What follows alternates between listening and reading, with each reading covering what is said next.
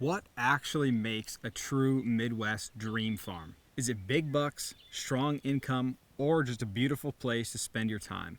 Today we're breaking down what makes a good farm and what makes a Midwest dream farm and how to spot it when you see it.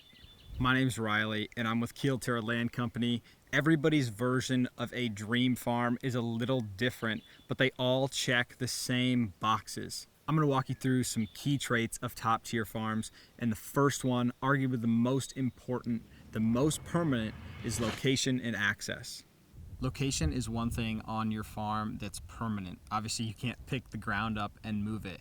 You can improve habitat, you can increase income, but you cannot move the property. When I think about a Midwest dream farm, location is always where that conversation starts. It's not necessarily all about what county you're in, how good the genetics are, the hunting history, the income potential, things like that. It's what aligns with your lifestyle and your goals as a landowner. If a farm is close enough to hunt after work, close enough to bring your family to on the weekends, close enough to enjoy on a regular basis, it's going to be exponentially more valuable to you, especially in the long term. Access is equally as important. You can have as many deer on the property as you want. You can have amazing habitat, but if every time you enter the property you're blowing deer out, eventually you're going to burn out the property. It's going to become less productive. It's going to become less valuable over time if you ever think about selling down the road. Multiple access points and good stand locations for a variety of winds is going to drastically increase how your farm hunts and how valuable it is to prospective buyers over time if you're looking to sell. Tailing in with access, you can see this farm, we're on a level B road. Now, a majority of the year, that's not going to be a problem. It's plenty dry right now. We can drive right up to the gate. But if it's wet in here, if you've got a lot of rain, if you've got a lot of snow, these roads aren't maintained.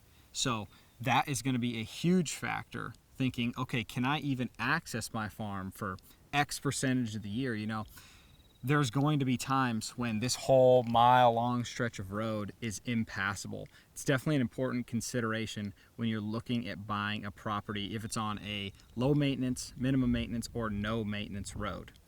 The last thing about location, access, all these things wrapped up, you can have all those, but if the neighborhood isn't good, if you guys aren't on the same page and the quality of deer aren't allowed to persist, it can definitely change your experience as a landowner. Your property line isn't holding those deer necessarily. You can improve your farm, you can coax them into staying there longer, and certainly those things will help keep your herd healthy and in the area. But you're always going to have some crossover with your neighbors. So having conversations with the landowner, talking about how they manage age structure in the neighborhood are always good things to consider. And it's one of the most important factors to me when I'm thinking about a Midwest dream farm. You're gonna have an entire neighborhood of people, all the landowners on the same idea.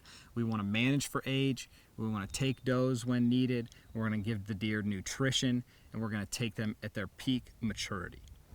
The best farms don't cost you money, they actually help pay your way. What I'm talking about is income on the property. That is the second part of what makes a Midwest dream farm.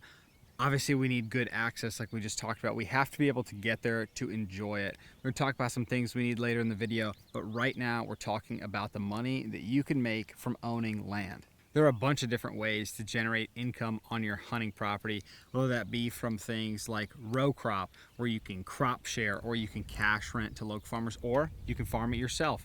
You can do government programs like CMP, WMA, EQIP. There's a ton of different options. I won't dive all the way into those, but they all pay you. They all are a source of income for your property. Now, this 40 acres in specific does not have any row crop income, but we do have the potential for CRP income if we chose to enroll it. Right now, we focus on making that the best food sources. We have food plots, we've improved the timber stand, and we've left it out of CRP. Most of the time with those contracts, you need to leave it undisturbed. So we're not gonna be able to plant food plots. We're not gonna wanna be driving in there quite as much. So it's important to know what your goals are with the farm before deciding okay, this is what I'm going to enroll, this is what I'm going to do for row crop. A lot of times if you put that row crop in, it's going to limit your access. Just like CRP, it could limit your huntability of the farm. Now, income is important when you're thinking about a dream farm, because obviously when you buy that property, there is going to be an upfront investment. You're going to have to pay money down. You're going to have a payment more than likely on that ground, depending on how much you're able to put down. And income can help offset those costs. Those are all things that are going to help you project how much money you can put back in your pocket to help with land payments and make sure that you can afford the farm of your dreams. Now, I've been saying that a lot, the farm of your dreams, the dream farm, that looks a little different for everybody. Let me show you what I mean. The third trait that we consistently see on a dream farm in the Midwest is recreational quality. And what I mean by that is, how is the property helping you achieve your goals as a landowner? I know we touched on that in the location aspect. Are you able to get to the property to enjoy it? But when you get there, if your location is perfect and the property isn't what you need, you can run into some potential issues down the road when you're looking at enjoying this asset over time. Different landowners find value in different types of property. Me personally, I'm a huge deer hunter, and I'm getting more and more into turkey hunting.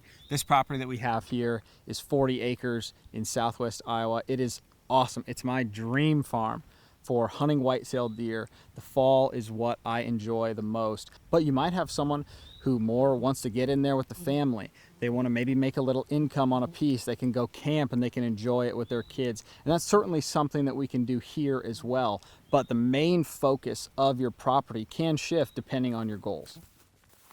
Now, like I was saying, depending on your goals as a landowner, what you can look for in a layout will shift. The fourth thing we're looking at today is layout and huntability, specifically on this farm. This is a 40-acre recreational hunting property. That's the entire reason why we bought it. We bought it to grow and harvest mature whitetails. This pillar kind of pulls together a lot that we've been talking about: access, income, which could be food, and obviously your recreational use of it. Having a property that's going to facilitate deer growth and habitat is key. Now, you can build that. That's obviously something that you can develop over time, but finding one with the right bones is the goal if you're looking for a dream farm here in the Midwest. This is a perfect example of what I'm talking about. This right here is a perfect corridor. We got a pinch point pulling deer through. We got food plots set up, scrape posts to get them stopped. This is an amazing spot to harvest a mature whitetail. I've got a stand location here behind me. This is one of the best examples of a perfect layout and optimal huntability for a dream farm. We have spots like this across the whole farm. It's full of great food plots, great pinch points. It's right along the river. We get great activity during the rut, bucks moving through, cruising, checking for does. This is an absolute dream farm. 40 acres, it's enough ground that we can play with. We can design it how we want, and it's got the right bones and the right structure, the right topography to really impact it positively. I wanted to show you this tree stand setup behind me because it is the perfect example of layout, huntability, access, and recreational use all coming together in one. My other favorite spot on this property in specific is all the way on the north side. We have an easement to access from the east to the west from the neighbors. It's an incredible spot for early season and south winds. We get a ton of deer moving in there. The green plot lushes up perfect. You have the river irrigating it and helping with good soil quality, and it really, really pulls the deer in. It's a culmination of all the aspects of what makes a Midwest dream farm. There's one more pillar that's hard to explain, how it impacts it, how it makes you feel as a landowner. Let's get to that. The last aspect we're going to talk about today when it comes to what makes a Midwest dream farm is the X factor. There's just something about it. When you set foot on the land that you're looking to buy, you can feel it. You know it in your bones that this is something you have to do. It's a legacy that you want to pass down. You enjoy it with your family. You enjoy it yourself. You can generate income. You can build wealth off of these properties. What's so important is understanding all of these aspects. What goes into making a farm, everyone's a little bit different. Not all are right for you, but if you spend your time looking, if you have a land agent to help you lead along the way, it's going to be an amazing help and you're going to find the property of your dreams. If this video was at all helpful to you, hit the subscribe button down below. Let us know other topics that you're interested in hearing about when it comes to land ownership, land education, anything around land. That's our specialty. That's what we do. Thank you guys. We'll catch you in the next one.